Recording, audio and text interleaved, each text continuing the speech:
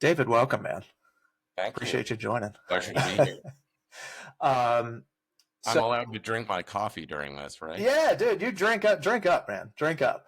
I've got my Celsius here. The problem with three kids is that they constantly get in the way of sleep, which is a problem, and any kind of relaxation. So caffeine is my friend. Those damn kids. Um, So much work involved. that it's a problem if I knew it, but it's like most things in life, you know it and you have a feeling of it, but until you actually do it, you're like, Jesus Christ, this Yeah, is you'll a you'll lot. you're rolling through it. It'll be fine. Well, we'll see. I'm getting gray hairs now, so that's good. Ah, yeah, uh, welcome to the club. um so give me a you've been, how long have you been in this COO role for TTR? Well, I think it sort of depends on whether you mean officially or unofficially, right? I mean, I've been at TTR for almost 20 years now, Yeah. and really, since the beginning, I have played kind of a management role. I didn't have the COO title, but as you know, PTR Sotheby's has grown exponentially over the last 2 decades, and we didn't have titles. We didn't have specific leadership roles. There are five of us that own the firm, and we all pitched in. And it wasn't really until a couple years ago that um, we made specific roles for each of the partners, and that's when I became COO. So I guess it's been about 2 years. Yeah. Well, you were managing the Bethesda. I mean, God, you probably been managing a bunch of different offices throughout that time. What was it like when you guys started out TTR? So you came on board in 2007? Yes, Okay. 2007. So, I tell this story a lot, right? So, Michael Rankin, who's one of our founders, and I have been good friends since we were about 22, 23 years old. So, I've known him a long time, even before I was in real estate. And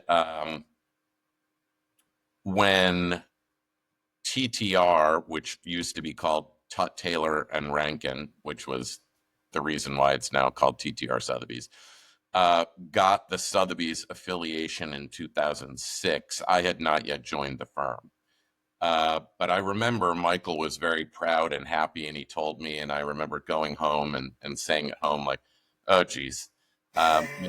They've spent all this money on a Sotheby's franchise, and it's still never going to be anything but this little boutique brokerage in DuPont Circle, DC. Um, I'm glad to say I was wrong, but yeah. So I joined the following year in 2007, and I think at the time we had one office. There were probably around 30 agents, maybe 40 agents. Um, but it was a small firm. We were selling maybe $300 million of real estate a year. Yeah. Uh, Still pretty good even for the time. well, Like, sure, yeah. I mean, it was it was a quality firm. There were good agents, but it was just a very boutique brokerage. yeah. So fast forward to now, we're 500 agents and 5 billion in sales a year, and the goal is to get to 10. So we get there. How many offices are at TTR right now? We have 12 offices, so we're throughout the DMV. Our furthest office west would be the Plains, Virginia, out in Hunt Country. Yep. And as you know, we have offices now in Annapolis, and then also on the Eastern Shore in Easton and St. Michael's, Maryland. So, Yeah. and, You guys have had a hell of a run. And you got some awesome agents. I always love working with the Sotheby's agents. They're just buttoned up, polished, and as you know, in real estate, you don't always get that. no, Um, yeah, it's true. Well, as you know, I mean, I came from a non-real estate background, and even when I got into real estate, I was originally in commercial real estate, so it was much more kind of an office, a typical office environment, right? And I right. worked for a very buttoned up firm. At the time, it was called the Charles E. Smith Companies. People now know it as JBG Smith. Yep. It's changed a lot over the years, but back then we were very much a blue suit, white shirt company, right? It was a very buttoned up organization, and so that's kind of that's where I came from. It's certainly hard to you you can't make real estate agents behave like that on a daily No. basis, but I do believe that it benefits all of us to have a higher level of professionalism in this business, right? I think we are our worst enemy, right? There are so many people in the real estate profession who don't treat it like a profession. No. Don't take it seriously. They're sloppy. They could get away with a lot of things just because you can. But if you really want to succeed at this business, as you know, I mean, you're a perfect example of that.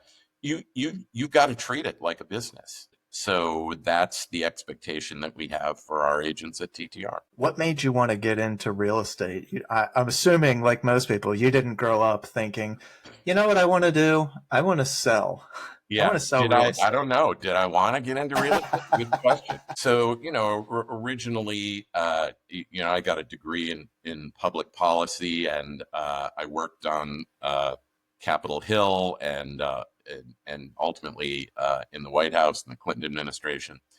And I thought that was going to be my life, right? That's what I was interested in. I was one of those nerds in school who ran for class office and Oh, won, yeah.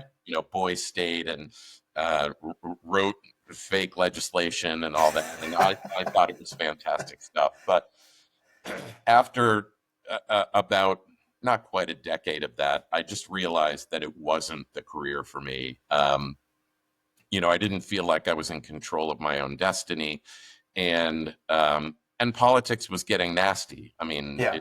of course, now it's really nasty, but Yeah. Now it's worse. But but that was the beginning, right? It was a point where I thought this doesn't seem like a career that's going to be productive to me, and so. Admittedly, my time in the Clinton administration was amazing. I learned a lot. I worked at the Federal Trade Commission. I was chief of staff at the Federal Trade Commission, which was an amazing experience for somebody, for a 29-year-old. yeah. I really had no business having that job, right? But politics, there you go. And so when the Clinton second term ended, I just thought, what am I going to do with the rest of my life? And I started asking friends, and a good friend at the time, who is actually now one of our agents, Matt McCormick, who I think you've met, Yeah. um, was working in commercial real estate, and said, you're a high skilled guy, you're a good negotiator. You should just come here and interview with our CEO, and if he likes you, maybe there's something here that would be a good fit for you. And at the time, I thought, well, that's as good as anything, right? I honestly don't know what I want to do with the rest of my life. So I did. I went and interviewed, and I got a job. And that was a great experience. I learned a lot about the multifamily world and real estate investing and acquisitions. And it was a terrific experience. And ultimately, the Smith companies were acquired by another firm, and they wanted us to move to Denver, and I didn't want to move to Denver. I'm like, okay, got to do something else. Then I went to the company that is now Hoffman and Associates, which is very large mixed use developer in Washington D.C. and now other markets. And they brought me on as their head of sales and marketing. So that's really when I got into direct real estate sales. That's when I got my license and was working with real estate agents, but I was on the developer side. So I was really seeing it from the other side of the equation. Uh, Great company, great experience. Spent about 4 years there, and then the Great Recession of 2008 Yep. started percolating. Even before the recession hit in 2008, it was very clear that the condo market had already dried up. So in 2007, it was obvious to me that Hoffman and Associates was going to really not have any work for several years. Yeah. And I thought, well, okay, it's time to pull the ripcord before they politely ask me to leave. Yeah.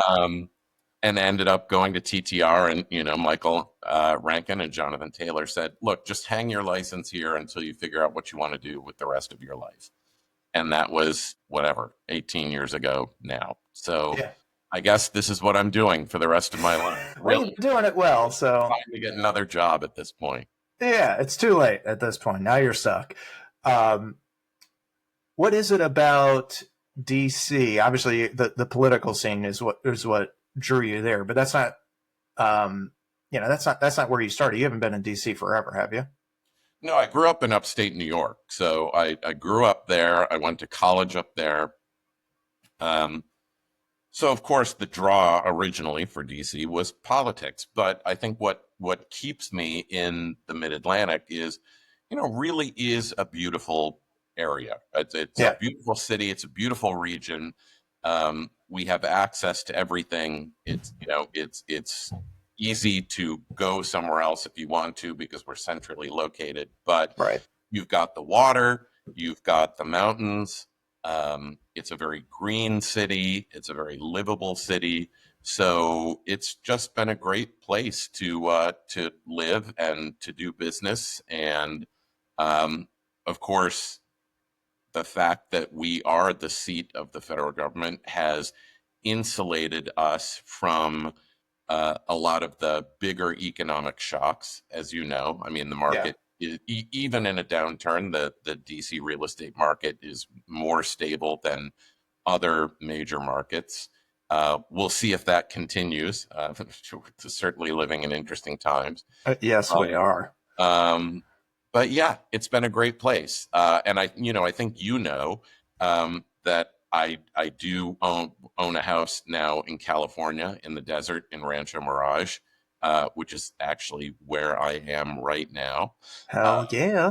Let's go. and I think that ultimately this will be where I retire, but that's some years in the distance. So. Yeah. Well, it's hard to turn away sunshine all the time. Yeah, yeah. And 350 days a year of sun is pretty compelling from that. it's pretty awesome. What do you think some of the biggest takeaways from the public service face have helped you succeed in real estate? Is there anything that you can take away from that? Well, I do very much believe in. I'm a believer in positive energy and karma, right? I think it's important to give back. I think the people who are most successful in business are people who are um, mindful that every interaction it doesn't have to be a zero sum game, right? I Right. think a lot of times in our business, um, in a lot of sales businesses, people think, okay, I've got to win, which means the other guy has to lose, and I really don't believe that. I think that to me, it's important that everybody feels like they were treated fairly. I love to see transactions in which everybody's happy, right? The buyer, the seller, the agents on both sides. That's really what you should aspire to, and um, I think that is partly just the way I was raised, but I think it was also my philosophy when I worked on the Hill and in the White House, right? That you're always going to negotiate, and people are never going to agree completely, but you want to get to a place where people feel like, you know what, I was willing to give up a little to get whatever it was that my ultimate goal was. So um, that's the way I approach transactions when I sell real estate, which I still do. But it's also the way that I manage the company. either, our agents or dealing with people outside the company.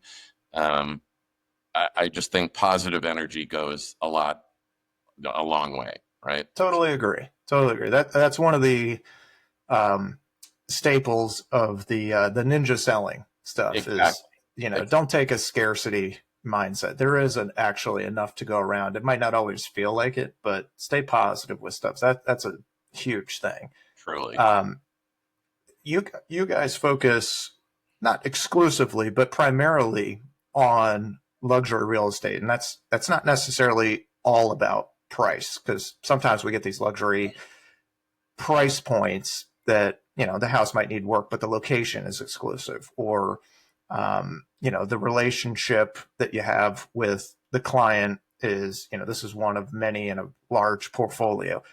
How do ultra net worth buyers approach real estate? Interesting question. At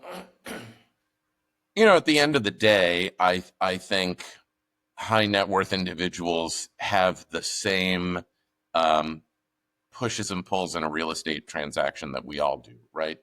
Sometimes I think people would be surprised that you work with a senior partner at a law firm or a CEO or another senior executive, and you think, these people are the masters of the universe, right? They must be Yeah. they're used to negotiation. They're used to big financial transactions. But residential real estate has such an emotional component to it, right? You're buying a house to live in. This is your home. There's a lot more than just sticks and bricks. And so I think it has been surprising to me sometimes how nervous or on edge people can be, even when you think, wow, that guy's a real baller. I can't Right. believe he's getting so wound around the axle about a home purchase. But we're all the same, right? We've got to live somewhere. We all feel the same thing. And so I think our philosophy really is, I don't care whether you're buying your first home for $300,000 or you're buying a $30 million house. We have to treat you with respect, intelligence. We've got to give you all the information you need. It's that high net worth individuals are just like everybody else, right? It's just the numbers are bigger. The numbers are bigger. Yeah.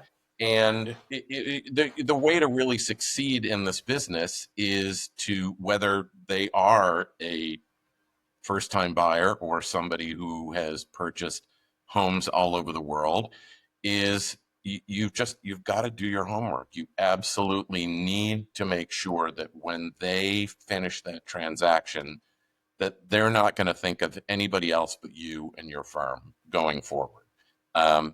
Because that's how this business succeeds, is referral. Right. As you Exactly. well know, I mean, you've been in the business long enough. You've got clients that are coming back for their second or third bite at the apple. That's what we love to see. Um, the deals are bigger. Sometimes they're more complex at TTR, but we really do business across the spectrum, right? I mean, we certainly dominate the high end of the market, but fully 50% of our business is transactions under $1 million.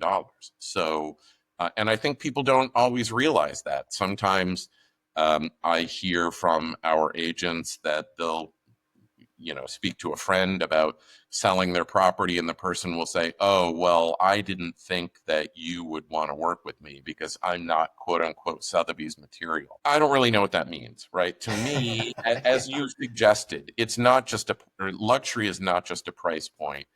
It's a level of quality and service.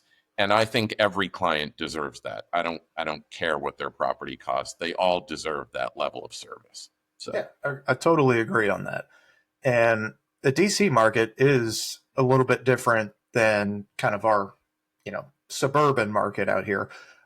You guys do get international clients that come in, and I'm sure there's a whole gambit of stuff that you got to consider with that.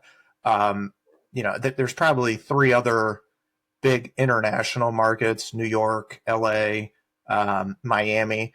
How does Washington differ from those markets? Well, I mean, of course, at the end of the day, Washington is a much smaller city than Yeah, New York, LA, or Miami, right? It just is. So we don't have quite the volume of those high ticket sales.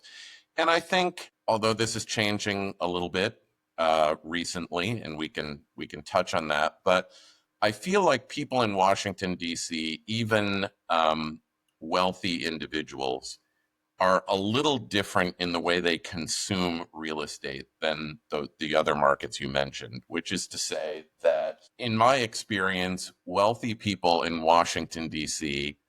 really don't want to display their wealth in the same way that people do in New York and Miami and LA. I mean, yeah, we have a lot of very wealthy clients who live in what, in other markets would be considered very modest homes.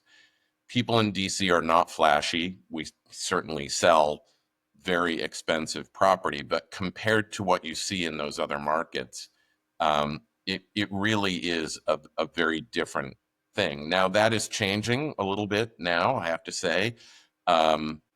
People have certainly read in the paper about the quote unquote Trump bump, and either people who in his administration who are admittedly very wealthy people who have come in from New York and other cities and are used to consuming real estate in a way that is very different than the way we consume real estate. And so those folks have come in and purchased some of the most expensive property we have to sell in Washington, D.C. And I'm very pleased to say that we did the bulk of those transactions. I mean, almost every single one. Um, and I think that, and it's not just people in the administration, right? I think it is now public that Mark Zuckerberg, has acquired a house in Washington, D.C. I think people are feeling the need right now to have proximity uh, to the federal government, to the administration. And yeah. so that has changed the dynamic of the DC luxury market quite a bit. Will that be permanent? I don't know. Um, I mean, certainly there's a limit to how many huge houses we can build because there just aren't that many places to build them anymore. Right. And as we have development restrictions, we have height restrictions in Washington D.C. You're never going to see a building, a super tall condo in Washington D.C. with triplex units selling for $100 million. It's just never going to happen Yeah. because we're just a different animal. But um, but it certainly has been exciting to see some of the level of these big sales recently. Do you think that's probably the biggest luxury trend from a market dynamic standpoint? Is the people coming in that want Yeah, influence I, on the I, I mean, I administration? think it is. I think it is right now. Like I said, we'll see if that continues. Everything is in flux right now. Sure. I mean, Sure. on one hand, the administration has said that they would like to see Washington D.C. be a showcase for the world. That they want the city to be clean and beautiful and crime free, and I think we can all get behind those things. Right. Right. Um, but on the other hand, they're closing down federal agencies. People are getting laid off. So I'm not sure that those two goals necessarily are in unison. We'll see what happens. But Washington D.C. is, for all intents and purposes, my hometown. Right at Right. this point, Right. I'm a local. I want to see this city succeed, and I really hope that it continues to be a place where, frankly, wealthy people and not wealthy people can live and enjoy a wonderful city. But from my perspective as somebody who owns a luxury brokerage, yeah, absolutely. I want to see us continue to be a place where people are wanting to relocate and wanting to spend a lot of money on property. Yeah, it'd be nice. You've been in, whether personally or attached to it, through the brokerage, you've been behind some of the region's most impressive deals, especially in recent memory. But um, what are some of the most fun ones that you've been a part of? You've got a historic presidential retreat, the Herbert Hoover Mountain Estate. You guys have done. You got the Friary on the Severn, which is really Yep. cool. Um, luxury condos in the Lauren. I mean, there's just I could go on and on. But do you have any deals that stick out to you as something that you're really proud of? Well, going back to what I said earlier, I'm really proud of every deal where everybody feels happy. But you mentioned the Herbert Hoover fishing retreat. That was really a fascinating property. It's located in the Catoctin Mountains, north of Frederick, Maryland, and it was the original Camp David before Okay. Camp David became a thing. And it's located very, very close by to that place. And it's a beautiful property. I mean, all of these historic cabins on a trout stream, and it was a tough sale because it was just hard to figure out who is going to want this thing. Right. Right. And ultimately, I mean, it's public information now. It was acquired by the Church of Scientology, which What? was a yes.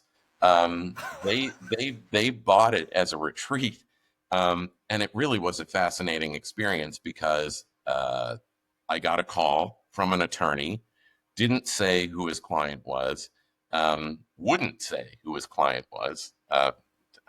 We now know why, right? Yeah. I think it would have changed the dynamic somewhat. But so he was in LA and he said, I've got a client who saw your listing online. They're very interested. Um, we'd like to tour the property. So I said, sure. We set it up, and I drove up there, and this bus pulled up. Kind of one of those 20-person buses. Yeah. And all these people get out. They're all in suits, men and women, very serious. No niceties at all. Just very matter of fact, right? Clipboards. They're all taking notes. I Oh, really have no jeez. idea what's going on here. They didn't tell me. I was like, okay, who exactly is the purchaser here, or is it a committee? I wasn't really sure what was going on. Spent hours poring over the place, up, down, looking in every building, examining the property. And we had a couple of those visits. And again, at this point, I still didn't entirely know who it was, although, of course, I researched the attorney, and it ultimately turned out that his only client was the Church of Scientology. So I was like, okay, well, guess we know who we're dealing with now. Yeah. Um, and he would call me or leave me emails at all hours of the day and night. And I remember one time, I mentioned to him, I said, it's funny to me that you seem to be a real night owl. Like you're calling me and leaving me messages at 4 a.m. LA time. And he just kind of chuckled and said, yes, that's right. And I was like, okay, Okay. I maybe will say more we meet hours some weird people in this hooked up business, to man. those electrodes that I don't know what he was doing, but it really was a fascinating deal. Now, ultimately, I'm not sure the people in Thurmont, Maryland, where the property is located, were super excited about the fact that the Church of Scientology was buying a historic retreat. But interestingly enough, the church is one of the biggest owners of historic properties in the United States. They actually Really? make a point of when they are in um, specific markets, they like to acquire historic properties. Interesting. I really don't know the dynamics of that and why that's important to them, but if you look at the other properties that they own in different cities around the United States, and frankly in places around the world, they own some really remarkable properties. And so it's, I mean, it was an interesting deal to do. Who would have thought, man? I guess you really never know where your buyer's going to come from. So that's You incredible. don't, well, you don't. And you know this because you're familiar with our firm. We get lots of calls from all over the world. Um, a lot of interesting people. Many times we don't know anything about them. Um, that's by design. Yeah. Sometimes they're Yeah. represented by attorneys or fiduciaries. And so it certainly changes the dynamic of the transaction when you're not with the buyer, um, opening the door and guiding them through the property. It feels a little bit more impersonal, but it's part of what we do. So you make the best of it, and hopefully you impress the fiduciary enough that they go back and report to the client positively. But it does make for a little bit of a strange dynamic sometimes. Do you think that one was the most challenging deal that you've had? Oh, no, absolutely not. I'm sure that the most challenging deal I had was probably some $300,000 property where everything went sideways and the buyer and seller hated each other. And Yeah. um, it really, like we talked about before, it has absolutely nothing to do with the price point. It has everything to do with the people involved and the dynamics of the situation. I mean, we've all had transactions where everything seemed to be going along fine, and a week before settlement, the basement floods or some other Yes. calamity befalls you. Those are the difficult ones, right? It's hard to get people. Obviously, they're nervous; they feel bad, and so those are the tough ones. I mean, I'm not really scared by the whether it's 20 million or 2 million or 250,000. It's really just the dynamics of the situation. Yeah. Well, you guys have, if not all, at least most of the record breaking sales in the DMV. At this point, yeah, certainly in the last several years, right? I mean, I think that over the last 5 years, we have pulled ahead of the firm that we have competed with historically, which was Washington Fine Properties. And they are a very fine firm. And Oh, as yeah. I will tell anybody who listens, um, much of what we know about selling luxury real estate, we learned from Washington Fine Properties.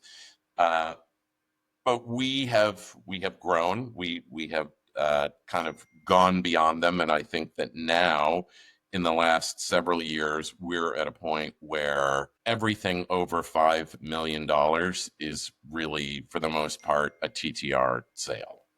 Yeah. Well, it's impressive, man. I always love watching the Washington Business Journal articles on the Bezoses bought this, or the Snyder, somebody sold his house finally, get him out of here. It's always fun to watch those, and there's always TTR attached to it in some way, That is shape, or true. form, That is true. which We're, is I which mean, is and we're very cool. we're grateful for that, right? I think certainly part of that is the brand, right? It's hard to argue. I mean, people all over the world know the Sotheby's name. It's been Right. around for 300 years, and it's always been associated with quality and luxury. So that, I think, gives us a leg up. But we have great agents. Again, it goes back to treating this like a profession, which it Right. is, right? I mean, Exactly. when you if you're having surgery, you do your research and you find the best surgeon. If you're in a sticky legal situation, you're going to do your research and find the best attorney to represent you. And so I think that's what we aspire to as a real estate brokerage. We want to be the go-to people. Um, and again, regardless of price point, we want to be the people you go to for important transactions in your life. Yeah. Well, you guys have made a friggin' name for yourself, man. It's incredible to watch. It's so impressive. I love following it. Thank you. We'll Uh, see what happens, right? Stay tuned. exactly. Um, let's talk a little bit more about, I mean, nobody has a crystal ball, but if anybody's going to have a pulse on where the market's heading, I would think that it's going to be somebody like yourself. And DC is evolving pretty rapidly, but DC is always kind of transforming one way or another, just by nature of having different administrations in all the time, or certainly more frequently than other markets do. Um, how do you think some of these government shifts and policies are going to shape things in the near term? Yeah, well, I'd be lying if I said I wasn't concerned about it, right? Yeah, Um, I'm a hopeful person by nature, but um, I feel like a lot of what is going on right now is happening very fast and sometimes without a huge amount of forethought. And I just hope that the DC economy is not mortally wounded. Um, Ultimately, this, I presume, will continue to be the seat of government. And so it's always going to be an important city and an important market. But there certainly is the potential in the short term uh, for some downturn, for a shift in the market, for higher inventory, because people are leaving, uh, because they're losing their job, or sure. agencies are moving out. But I think it's too early to tell, frankly. Um, the spring market so far has actually been quite robust. I mean, our numbers are up from last year, which is great. Stellar. But I think what's really going to be telling is what happens in Q3 and Q4 of this year. Right. Right. Are we going to sink into recession, or are we going to avoid it? How much are these job cuts going to impact the market? I don't think we're going to know that until later in the year. Um, Certainly, it's not going to directly impact the quote unquote luxury market as much as it will the suburban market. Because if you look at, for example, the people who are being displaced from federal jobs, the vast majority of them, to the extent that they're even in DC, I mean, a lot of these jobs, I think people are not aware, are located in other cities, right? I mean, Yeah. there are people Yep. losing federal jobs in cities all over the country, and that's going to be impactful. But to the extent that they affect us in Washington, D.C., it's really the outer ring, right? Um, Actually, places like Annapolis and Yep. Severna Park Yep. and other suburban Maryland towns. So we're going to have to watch that. I don't think it's really going to directly impact people that are buying $5 million houses in Washington D.C., but there will be a trickle down effect. I mean, as government contracts get cut, um, people who are senior executives at government contracting firms will be affected. That will affect our business. Um, Attorneys and law firms will be affected. So we're just going to have to watch it very carefully. Right now, I would say we're in a wait and see mode. But Yeah. um, you know, the, we haven't had a market downturn, as you know, for a long time in the Right. DC area. I mean, Right. everybody thought that the COVID pandemic was going to be a disaster, and it turned out to be the craziest real estate market that any of us have ever seen, right? Because Exactly. everybody decided, well, if I'm going to be home all day, I've got to have a bigger house, or Right. I'm going to buy a house out in the country. So our business skyrocketed. It was nuts. So that's a perfect example of where something that you think is going to impact the real estate market in a really negative way actually had the opposite effect. Yeah. What will happen this time? Your Who guess is knows? as good as mine. It's yeah. I mean, we're used to like one story a week. I feel like there's 10 a day now. Yeah, So exactly. it's impossible to keep up with it. Uh, have you guys seen a rise in um, some of these branded luxury residences or developers starting new projects? Yeah, not as much in DC as you see in other markets, right? For a lot of the reasons that we talked about earlier, that DC is still a city where people um, tend to be a little quieter about their real estate purchases. So it's not as important for somebody to live in a Ritz-Carlton residence or a Four Right. Seasons residence or one of these other branded um, opportunities, but they are popping up. I mean, we of course have had Ritz-Carlton residences for many years. There's a new one in Chevy Chase, Maryland. We now have the Four Seasons residences under construction in Georgetown. And frankly, the prices are pretty breathtaking, right? I mean, condos in that building are selling for $3,000 a square foot, which is a number that we have never seen in Wow. Washington, D.C. Never. I think that if you look at the highest prices per square foot of condo product in the DC market, um, we've never hit 2,000 a square foot before. We're Jeez Louise. you're usually talking about 1,500 a foot, 1,700 a foot, which Right. in and of itself is crazy expensive.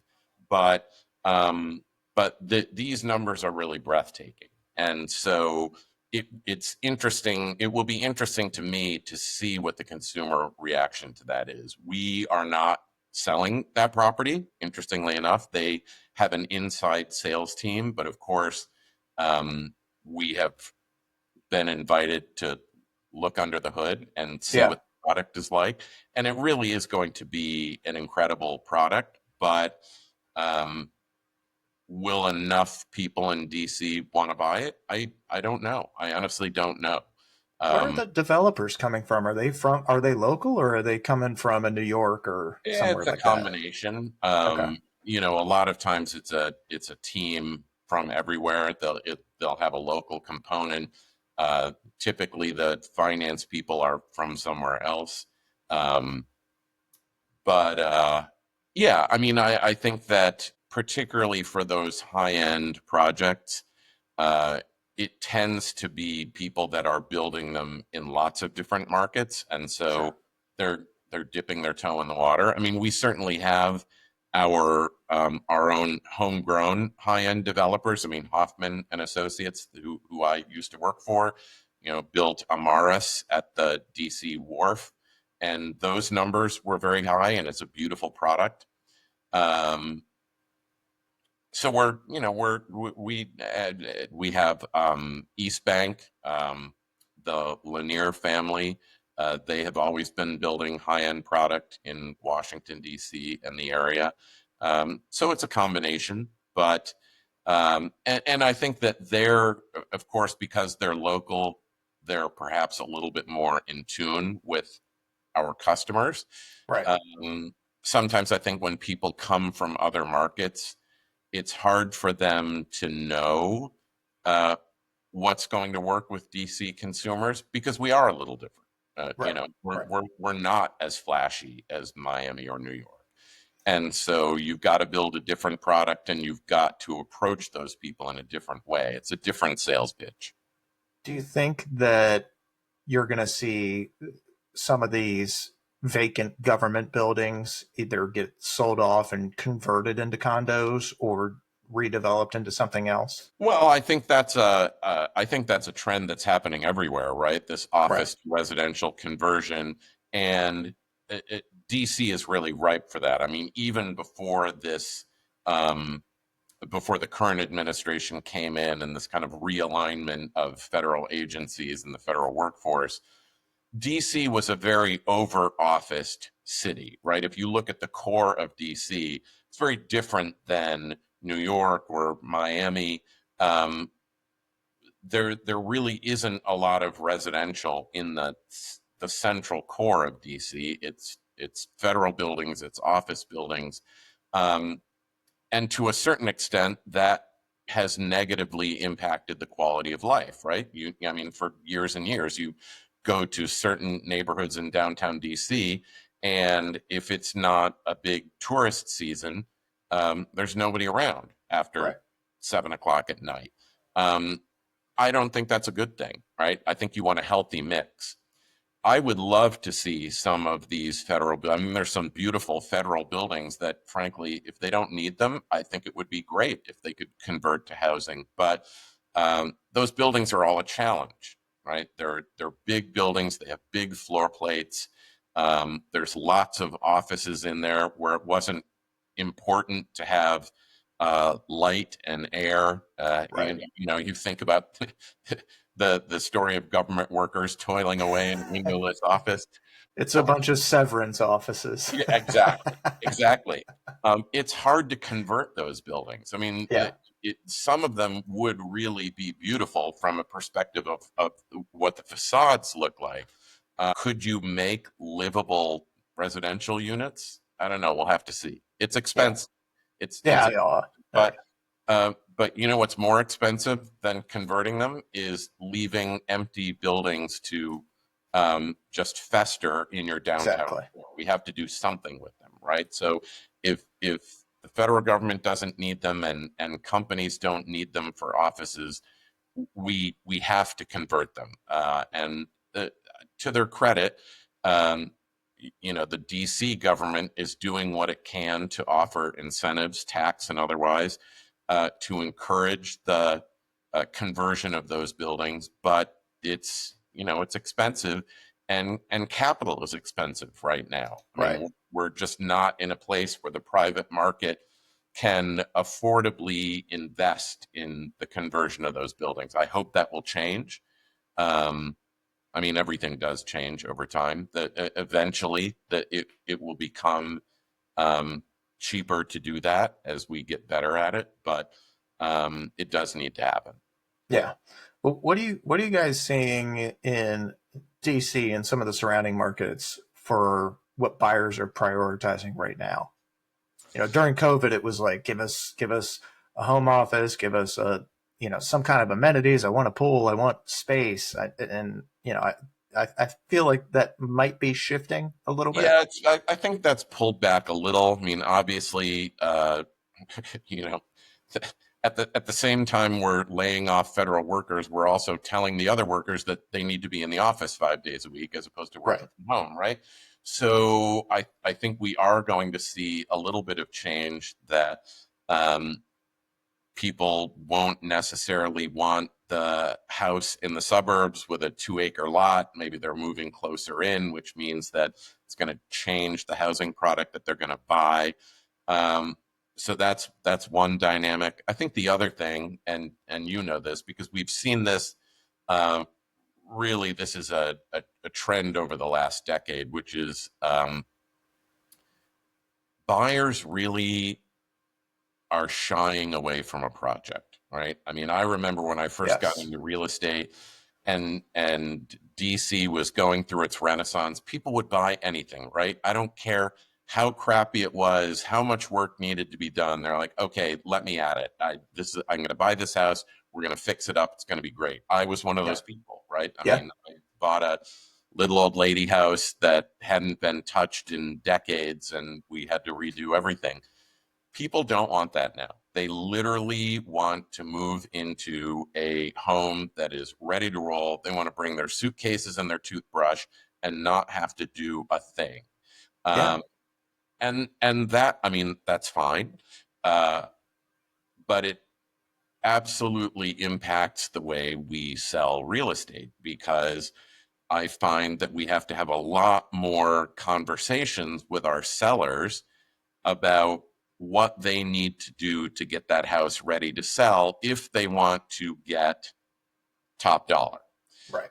I mean, people are typically very proud of their homes, and everybody sort of has a different expectation about what a beautiful home is. And so Yeah. we've all had those difficult conversations with our sellers about, look, I know you've lived in this home for 40 years and you love it, but the reality is that your orange paint and your 1970s bathroom fixtures are not going to cut it here. No.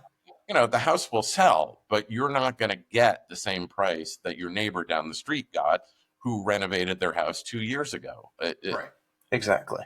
And it's I don't know, it's interesting to me, right? Because as a real estate consumer myself, maybe it's because I'm in the business, I'm not shy about that, right? Right. Right. I'm looking at location and sort of the quality of the structure. If there are things that need to be changed, I'll change them because I want what I want.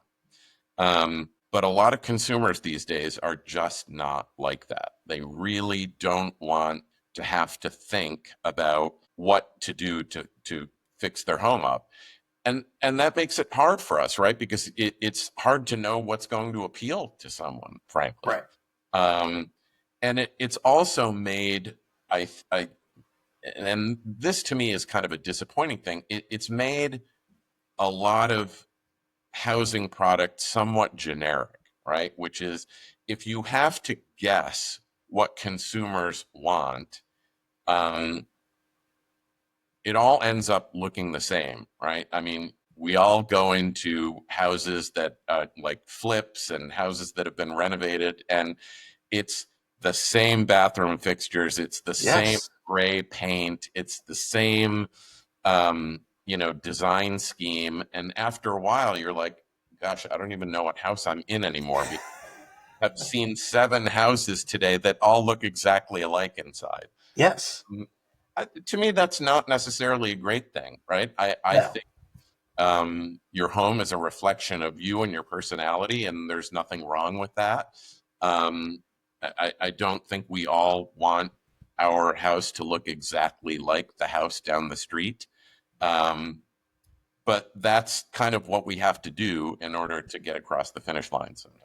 Yeah, I totally agree. And I think part of that is looking at there's a few different dynamics in play. I mean, a lot of the buyers that are in that purchase phase are in their prime earning years too. So they don't really have time to do these That's right. renovations.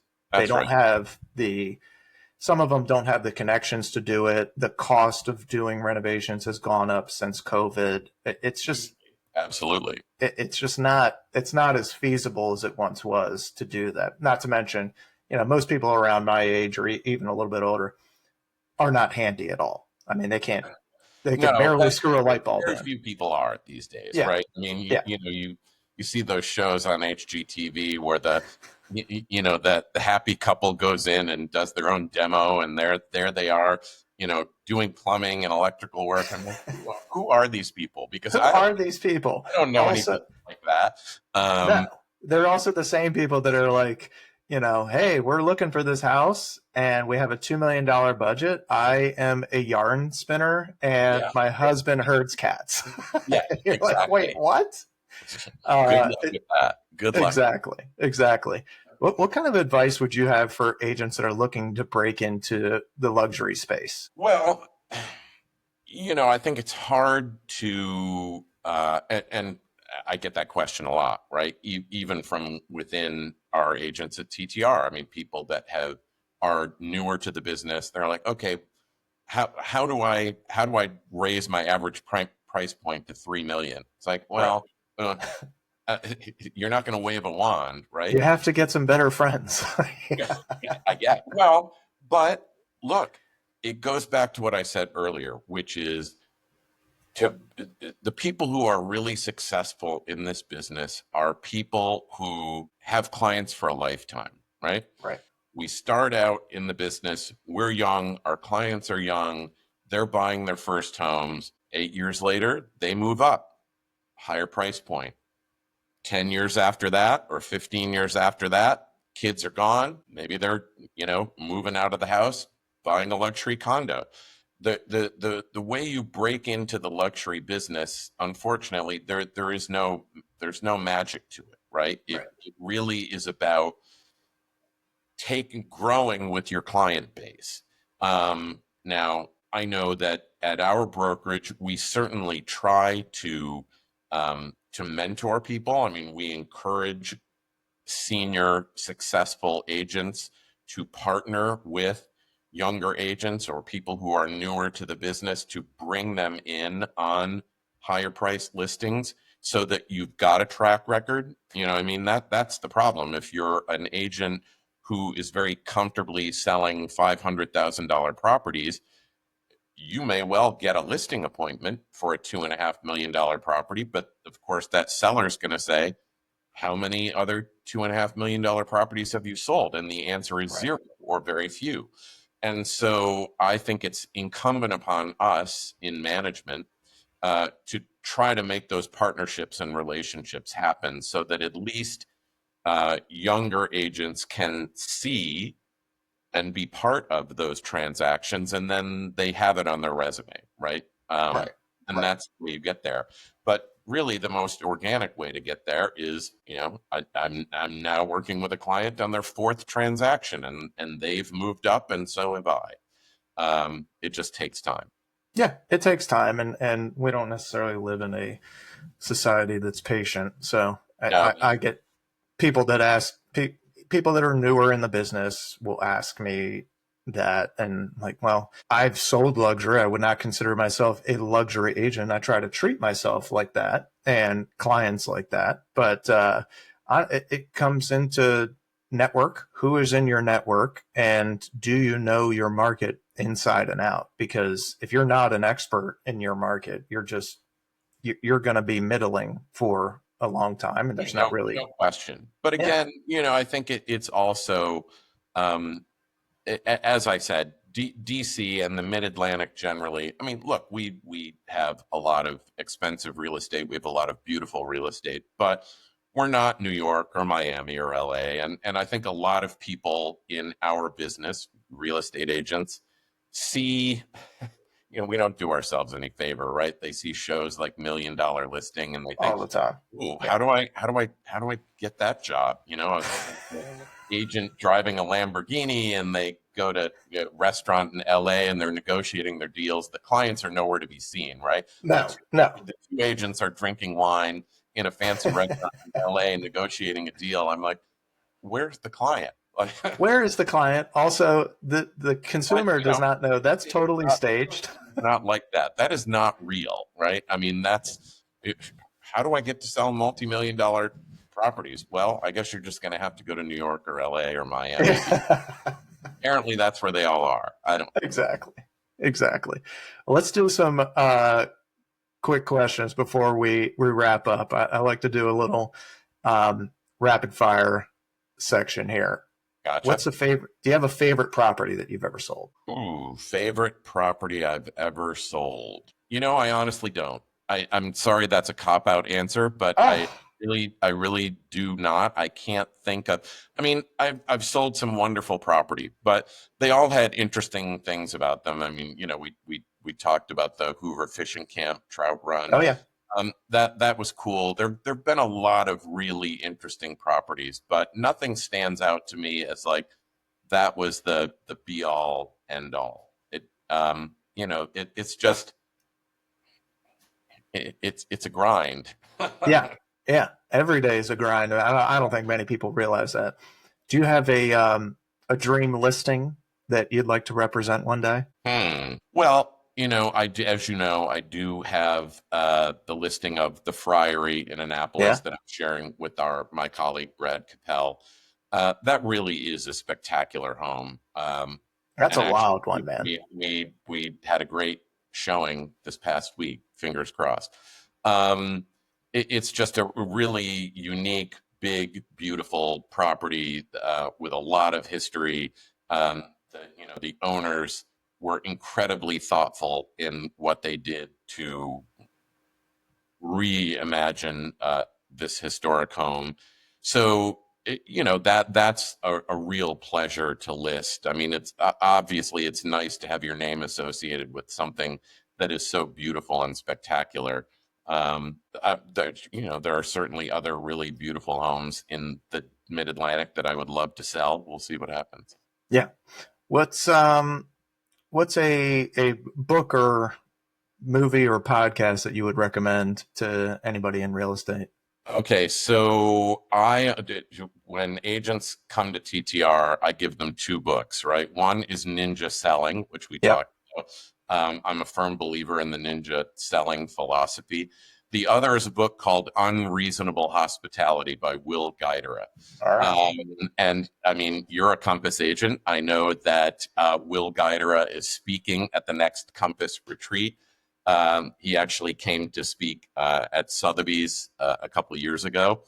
So I've seen him and I've read his book. He is an unbelievable, I mean, for people who don't know, he's a restaurateur. He was one of the owners of 11 Madison Park in New York, which was for a long time rated the best restaurant in the entire world. And his philosophy of service and of customer service and the way people should be treated, I think it's almost like the Bible to me, right? So Yeah. in terms of how I think someone really should aspire to have a career in real estate, read that book. Do you have one piece of advice for people going through negotiations that you think would be helpful for them? I mean, again, I think it's stay calm, and it's always put yourself in the shoes of the person on the other side of the table, right? I think that the most successful negotiations occur when you can really understand the motivations of the person you're negotiating against. Because you've got to create a win. If you're going to have a successful sale or negotiation or anything, both sides need to feel like they got something. You know, I think there are a lot of people out there who don't see it that way. You know, it's like they want to see like I won and you lost. Right. Um, it doesn't work, right? Ultimately, it might work one time, but I think you've got to put yourself in the shoes of the other party. Well said, man. Well, where can listeners find you if they want your services? Well, they can look me up on the sothebysrealty.com. I'm very easy to find. I mean, frankly, there aren't a lot of David DeSantis's in the world. So if you Google me, I'm number 1, 2, 3, 4, and 5. Hell yeah. I'm not hard to find from that perspective. And yeah, always happy to talk to anybody, clients and agents too, who are interested in getting more information. Awesome, man. Well, we'll put your contact info in the captions too on this when we release it. So, David, thank you, man. We'll wrap this up. This was awesome. I really appreciate the time and the conversation. No, Shane, I appreciate it. Thank you. Awesome, man. Thank you. All right. We'll talk to you soon.